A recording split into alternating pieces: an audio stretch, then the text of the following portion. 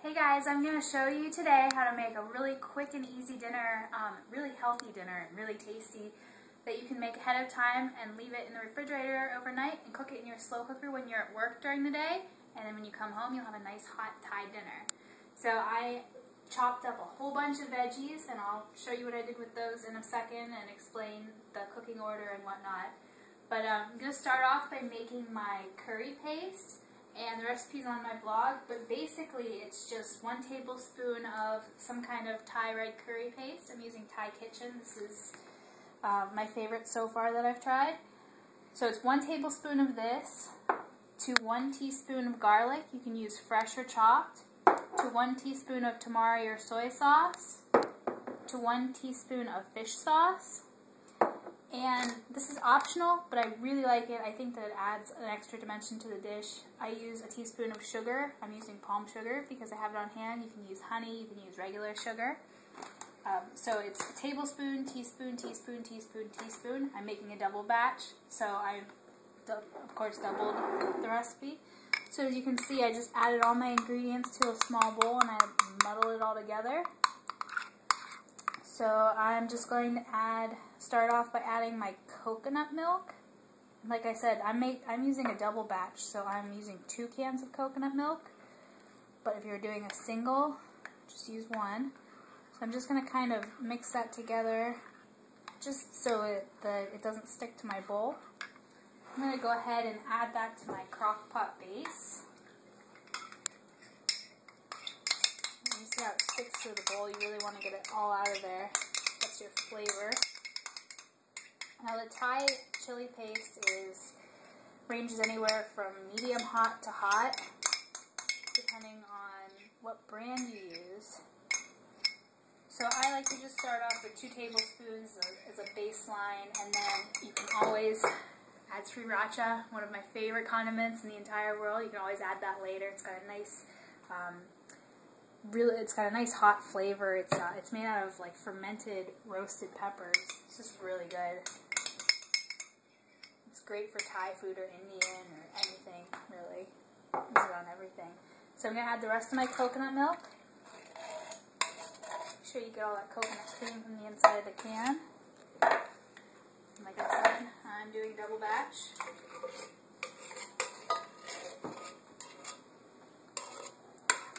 And mix it in there, get the cream blended with the curry paste.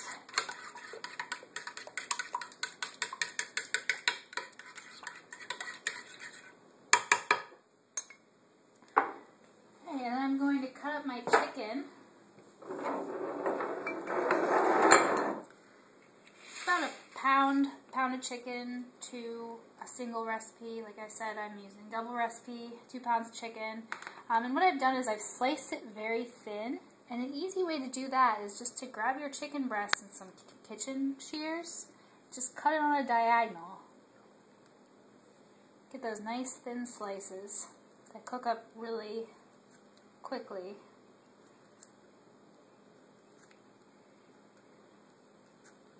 And that you see chicken like this a lot in Thai food.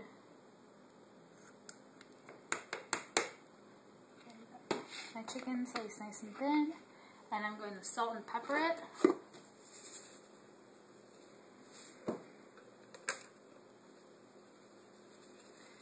You know, not too much, just enough to coat it. Give it a toss.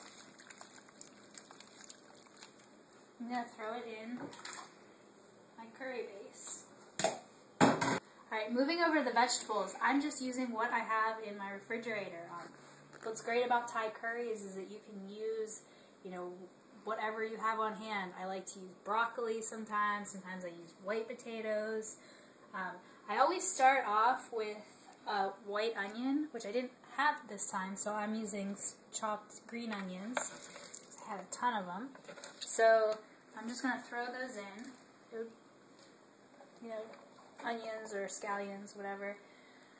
And what you gotta keep in mind about cooking orders is you got your fast cooking vegetables and you got your slow cooking vegetables. So slow cooking vegetables are things that you cook slowly. Like I have sweet potatoes and I have onions. You cook those slowly over low heat.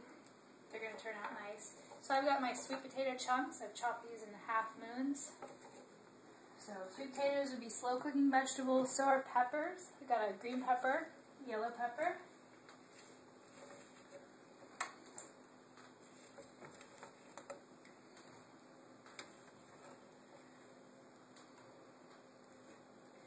And I had a can of water chestnuts on hand, so I'm going to add those for a little extra crunch.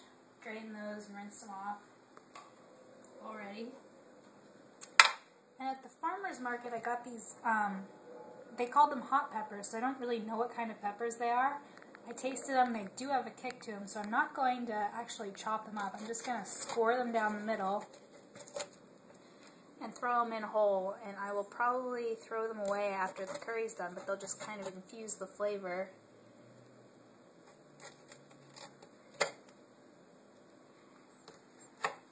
So I'm just throwing them not the whole way through. Just throw those in. Okay, and I've also chopped up a tiny bit of basil that I had on hand. If you're a basil lover, you'll like to throw it in here. If you don't like it, you can definitely omit it. So throw the basil in there. And now all my slow cooking vegetables I'm going to toss together. Get all nice and coated in that sauce.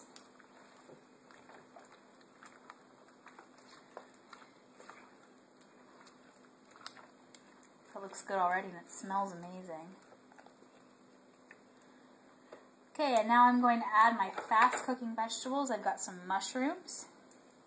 And they're kind of in between slow and fast. You can saute them for a while, but I like my mushrooms a little firmer. And then I've got snap peas, which are definitely quick cooking. You can steam them within a matter of minutes. So I'm just going to add my quick cooking vegetables to the top, but I'm not going to toss them. But then tomorrow when I come home from work, I'm going to toss it all together. So I'll cover it, and I'll just put this whole thing in my refrigerator overnight. And then before I leave for work tomorrow morning, I'm going to put it in my slow cooker base. I'm going to turn it on low, let it cook for 8 hours while I'm at work. And when I come home, I'm going to stir this all together, get the sauce, nice and coated, probably steam up some rice or some cauliflower rice, and I will have an awesome supper. Alright, I'll see you guys next time. Please subscribe to my YouTube channel and follow my blog.